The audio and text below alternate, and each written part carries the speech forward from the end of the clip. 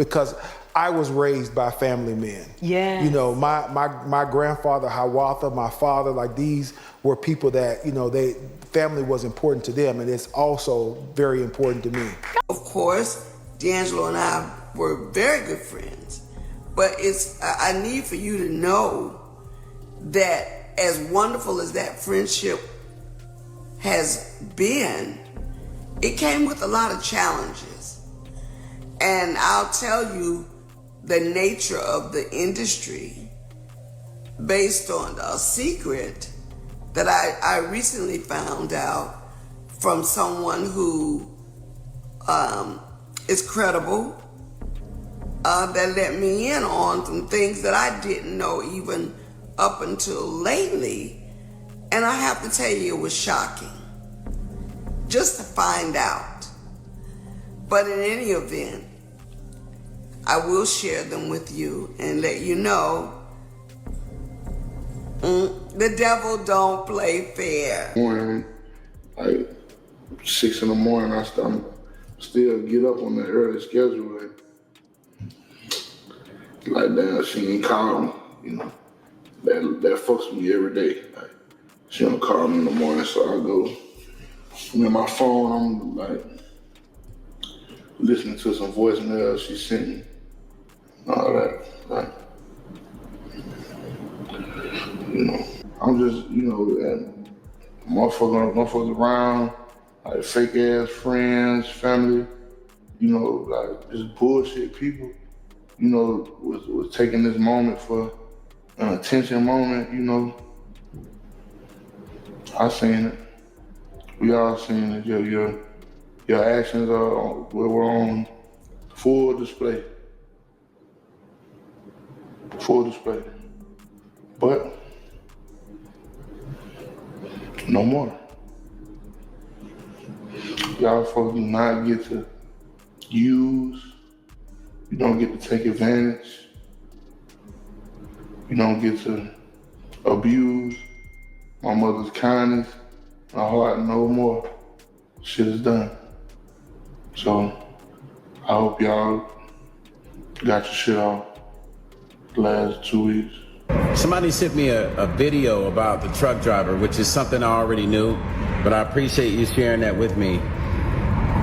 And this video is stating that the truck driver quit his job and his wife said he's gone missing. Now, I don't know if that's true. You guys don't know if that's true. But what I do know is that sometimes when you're dealing with such a high priority situation like this, some people purposely kind of put themselves out of the way so that they don't have to deal with the media and people asking them a million questions. Okay? So I don't personally believe he's gone, he's disappeared, or nobody can find him. I believe that's by design. That's my belief, okay? Let's get into the morning of that accident. That morning I got a text from somebody in the circle, and they said Angie's dead. And I was like, oh, you know, I was like, what? And I was in disbelief. And then I called her, and actually this was actually Juanita Wynn. It was Juanita Wynn. I try not to, you know, my people in my circle, sometimes, you know, I might not mention a name, and sometimes I will mention a name, it just depends. But so Juanita texted me, and she said, her exact words, and it was 9 in the morning. So she said, Angie's dead. And I was like, damn. I was like, what? And I couldn't believe it, so I was shocked. So I called her, and she said it, and I started crying. She had a whole bunch of calls coming in, so she had to get off the phone. I get another phone call, and that was that said person I was talking about yesterday, right? I mean, the said person I was talking about on part 3 called me, and that said person was talking to me, and everything was still in the mix. You know, the best time to catch something when it's happening is the reason why when police are doing investigations, they have that first 48 hours because they know all the information is fresh and everything is more organic, and they're going to get more straight up answers from people, right? So, mind you, this had just happened. So everybody was at the hospital. So when this said person, that's the sleeper cell I was talking about, called me, we started talking, and she started telling me about the accident. She started giving me detail. I was like, what happened? And she started telling me, and I was like, damn. And I started asking questions. Well, who, what, and you know, and who was you, what, and who was sitting where, and where, you know, and the details started to unfold. And certain things didn't make sense to me even right then, even to her. She was saying to me, something don't make sense.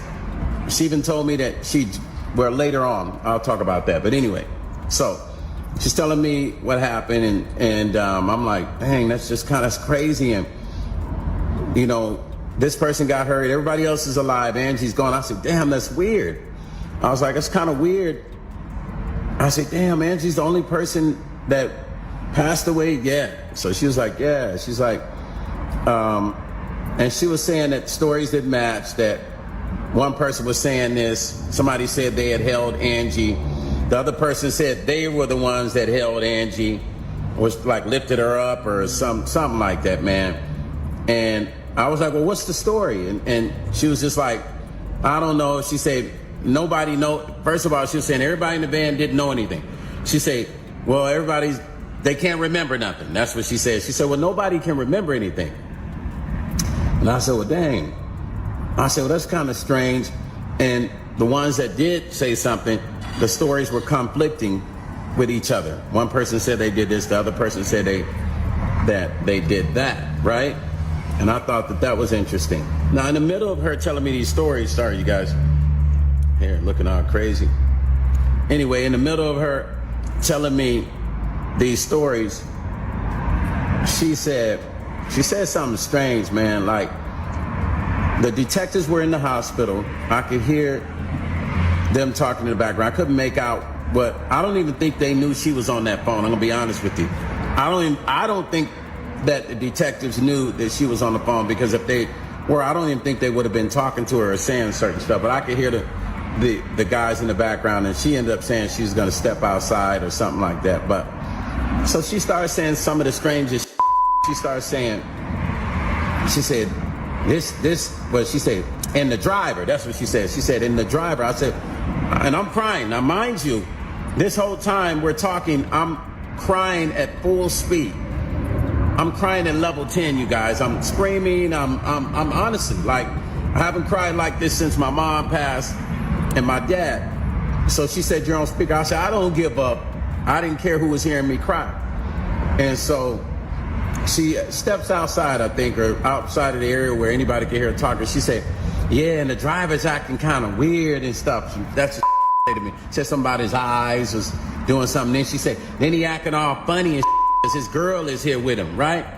I said, what? She said, he's acting kind of funny. I said, what does that have to do with, I said, Angie just passed. What does that have to do with it? She says, I'm just saying, because just a week ago, he's talking about eating my ass. I was like, whoa. So it kind of, that shocked me. That shocked me. I was like, well, damn, where did that come from? Like, because I didn't expect to hear that. So I was like, damn, that's kind of weird. Now, it didn't dawn on me at that moment what that person said to me, but I still found it to be strange that that person said that to me. I said, damn, I wonder why she would tell me that, right? So I was like, all right, cool. Fast forward to the next day, I'm getting other calls and stuff in the circle, and I find out this said person was the one that set up the whole, getting the Sprinter, right? So that kind of messed me up, because then I started to replay. Well, that's kind of weird. If you got the Sprinter, like think about what I'm saying, you guys. If you, it is up. Excuse my language. If you knew this guy's got a rap sheet of like 80-page rap sheet of all kinds of that he's done. His rap sheet of, felonies and all kind. I mean, the is long. Y'all can go look it up and find it for yourself. But if you knew this dude didn't have license, if you knew this dude was already a criminal, if you knew this dude was dark-seated cat, why would you use this guy? Why was it not Angie's original driver that would always drive her? Why was it this guy that never, ever drove her? Why would it not be the original driver that she had used through the years? Why this guy? That's what my question was to the circle. Why was this guy the choice? So now you guys, and this is coming within the circle. I'm not telling you nothing. I'm not saying allegedly or none of this. This is coming within the circle. Now there's an argument. Now there's an inner argument on who rented the Sprinter. What person? Now this person is saying they weren't the ones to rent the Sprinter. Everybody's retracting and backing up on this right? Everybody is retracting and backing up on this now. I didn't rent the Sprinter, it was you. No, you rented the Sprinter. No, it was you. Now, everybody's wondering why no one has spoken. And in the next video, there's some things I'm going to show you. So we're going to go over Angie's percentages and stuff and what she was getting from her. We're going to go over her percentages and what she was getting from with her publishing, with some of her original agreements, and we're going to, I'm going to talk about that. We're going to go to percentages and stuff as far as what she was getting in ownership of her publishing, right? We're going to get to that maybe on the next video, right? But I'm going to finish this out a little bit. So there's the argument within the circle, right? About who rented that Sprinter. Now, the said person that I know that has something to do with renting of the Sprinter, the same said person that said the dude said that she was tripping. It's almost like she was mad that the dude brought his girl to the hospital, or the girl showed up, because that's what she said. The dude's girlfriend showed up, and I guess he was acting funny. And why would he be acting funny? I mean, you guys, I don't know. You guys tell me your thoughts. Why would he be acting funny? Because maybe he didn't want his girl to know that him and said person in our circle and the circle have been having some sort of either phone calls, intimate phone calls, or maybe they had messed around with each other. Whatever the case may be, there's something there, because why would it be told to me? I will repeat exactly verbatim what this said person said to me. He's acting funny. Who? The driver. Yeah, acting all funny and stuff. Yeah, but just a week ago, he was telling me that he wanted to eat my ass and all that. So why, who has conversations like this? Men or women, who has conversations like this if there's not a situation going on with the both of those persons? If those two people didn't have something going on, why would that be told to me? Why would that be such a concern to that person when that dude's girl is there at the hospital with him? I'm just saying. Making sense, man. That's not making sense. Now, I reached out to the detective in Alabama to try to, share this information. They haven't hit me back. I think I got a missed phone call from them, because I feel like this is vital information, you guys. Think about what I'm saying. The sleeper cell, the same person is still around the family. I'm sure that person didn't share with the family what she said to me. I'm sure that person did not tell the family what they told me that morning. Yeah. And the crazy part about this person is, the same time after we were talking that whole day, because we were back on the phone again, they drove back out to the location for themselves. I don't know why. They told me they were just going to see, to make sense of it, right? So they drove back to the location to look at everything, and that said person was telling me, well, I drove back down there. She had one of the people that was in the van get in there with her, and they drove back to look at the location. Why would you do that? I mean, I probably would have done it too, but being that that person was connected to the driver, why would that person drive back over there to look at the location? This isn't just gossip. It's a scandal that's haunted Angie Stone's family for years. Her son looks nothing like DAngelo. Her funeral was missing key faces. And now people are whispering that R&B's most private love story might have been a lie. But the truth? It's darker than anyone expected. For decades, Angie Stone and D'Angelo were the definition of complicated. Friends, lovers, co-parents. The lines blurred, but one thing was clear. Angie never confirmed D'Angelo was her son's father. Yet when she passed, his absence at the funeral screamed louder than any rumor. Fans erupted. If he's the dad, why wasn't he there? Was Angie's inner circle sabotaging her? Or is this just another rumor exploiting a grieving family? Either way, her son's pain is real. Hotel room rants, tearful voicemails. This isn't a paternity test. It's a broken man begging for peace.